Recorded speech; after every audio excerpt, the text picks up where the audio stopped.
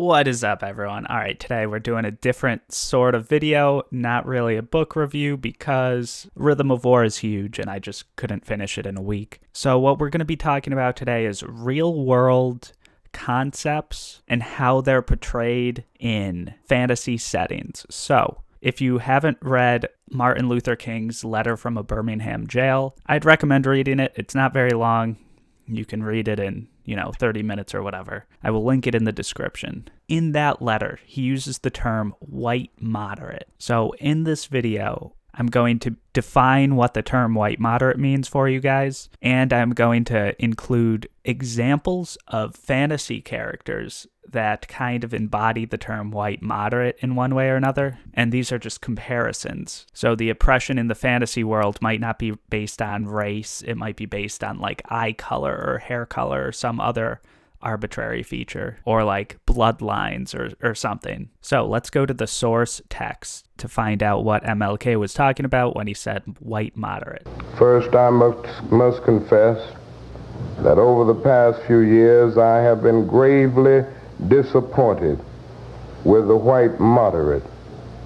I have almost reached the regrettable conclusion that the Negro's great stumbling block in his stride toward freedom is not the white citizens' counselor or the Ku Klux Klaner, but the white moderate who is more devoted to order than to justice, who prefers a negative peace, which is the absence of tension, to a positive peace, which is the presence of justice, who constantly says, I agree with you in the goal you seek, but I cannot agree with your methods of direct action, who paternalistically believes he can set the timetable for another man's freedom, who lives by a mythical concept of time, and who constantly advises the Negro to wait for a more convenient season.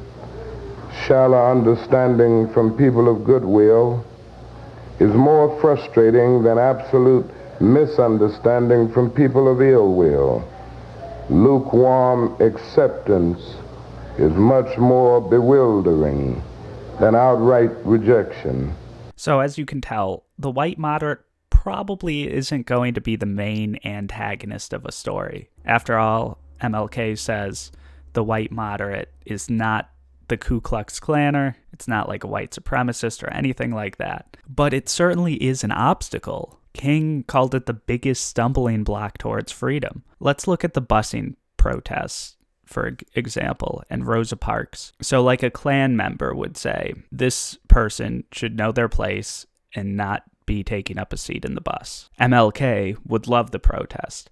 What would a white moderate think? Let's think about this. They might think, why are you doing this protest? It's causing like a disruption, a disturbance. And it's literally illegal for Rosa Parks to sit in the front of the bus. And you're breaking laws by doing this. Why are you breaking laws? Like, I agree that like we shouldn't discriminate on where people can sit by the color of their skin. But like, no, you shouldn't do it like this. You should like draft a letter to your congressional representative and like try to get laws passed and blah, blah, blah. That's something a white moderate would say. White moderates can exist in different times as well. Take the Colin Kaepernick protest, for instance. Some people stood in solidarity with him, or well, knelt in solidarity with him, I guess. Whereas most people, though, were like, this isn't the time. This isn't the place. People thought that his political protests got in the way of them enjoying their political rally, song, whatever the national anthem is, whatever you want to consider that. They thought it got in the way of tradition, civility, decorum. And these are often the things the white moderates make appeals to.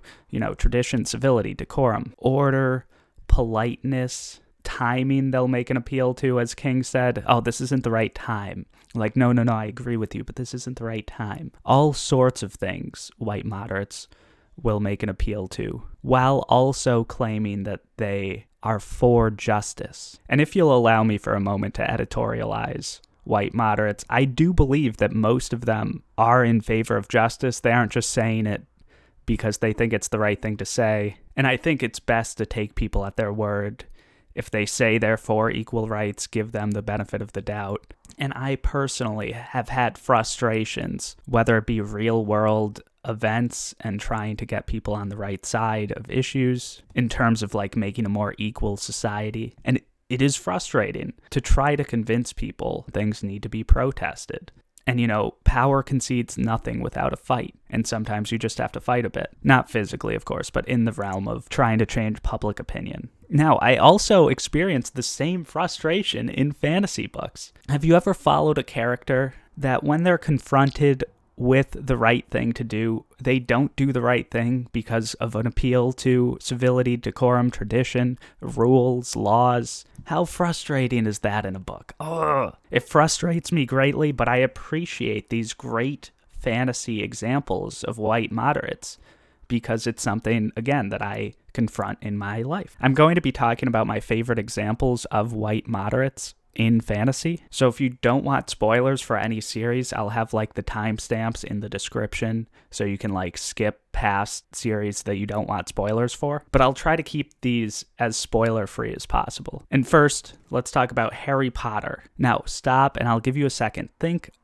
of what white moderates are in Harry Potter.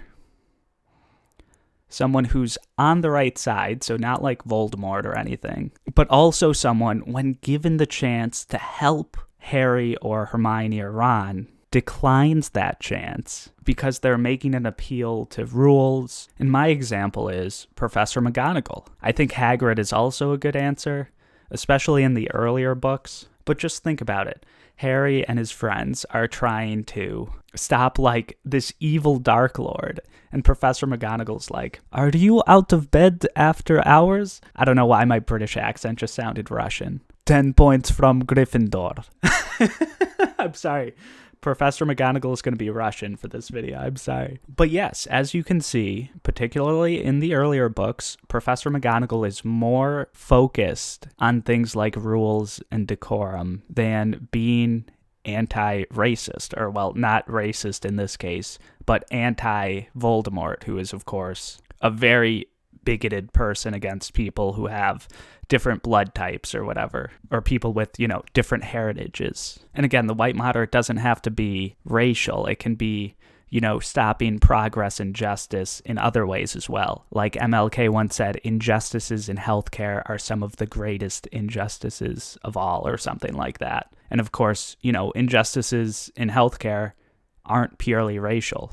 A lot of times they do have disproportionately bad outcomes for people of color, though, in terms of maternal mortality rates and stuff like that. But I digress. That's Harry Potter. And there's also, like, degrees within the white moderate spectrum, too. Think of Professor Slughorn and Professor McGonagall. Like, even though they're both kind of white moderates at points, when push comes to shove, Professor McGonagall's way more likely to throw down against the Dark Lord than Professor Slughorn. So anyway, yeah, that's Harry Potter. Let me know who else is a white moderate from Harry Potter in the description below. Next, we have the Sword of Kaigen, which I did a full review of, which I will link. Now, in this book, yes, there's some like racial tensions throughout the book, but the bigotry displayed in this book focuses more on misogyny, and we follow Misaki, who is the mother of 4 children, and her conflict with Takeru, her husband.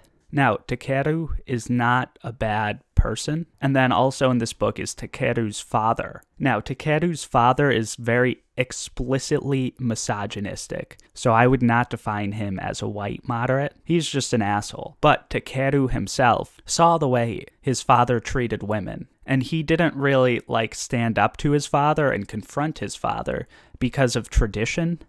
And like, you know, it's not proper to dishonor your elders. And this book is based on Japanese culture. And in their culture, it's like even more frowned upon than in our culture to disrespect your elders. So Takeru doesn't stand up against the misogyny. But at the same time, he sees the misogyny and like makes some sort of conscious effort to try better in his own life. And he sees that it's wrong the way his father treats women, and you get more insights into Takeru and his like worldview on everything throughout the book, and you can see that he at least kind of tries to treat Masaki in a respectful way. However, when he's given the opportunity, the choice to either treat her respectfully or abide by his traditional values, he almost always chooses to do the traditional value thing. And by traditional values in this book, I mean like the woman is the homemaker,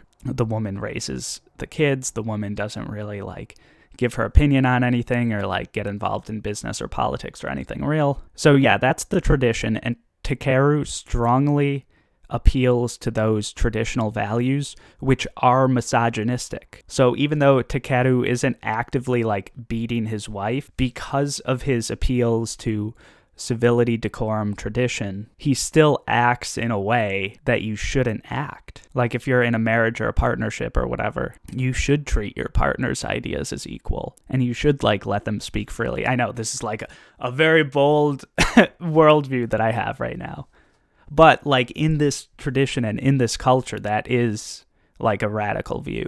And you know, like in my grandparents' time, that would be a radical view. Something like women having jobs or credit cards, that is a radical view in that time. So yeah, that's sort of Kaigen. All right, and the next book I'm going to try to keep as spoiler-free as possible, but it actually is what I'm currently reading, Rhythm of War. And I'm not even going to use names, because if I do use names, that will be a spoiler for the first few books in and of itself. So I'm just going to talk about things that aren't even a spoiler for Way of Kings. So we follow a bunch of characters on Alakar, and on this continent, there's kind of a system in place where people with light eyes, like blue eyes, green eyes, whatever, are treated better than people with dark eyes. And in this book, there are slaves, and most of the slaves are dark-eyed, and it's not like all dark eyes are slaves, but they seem to be disproportionately dark-eyed, and you become a slave if you're punished for something, basically.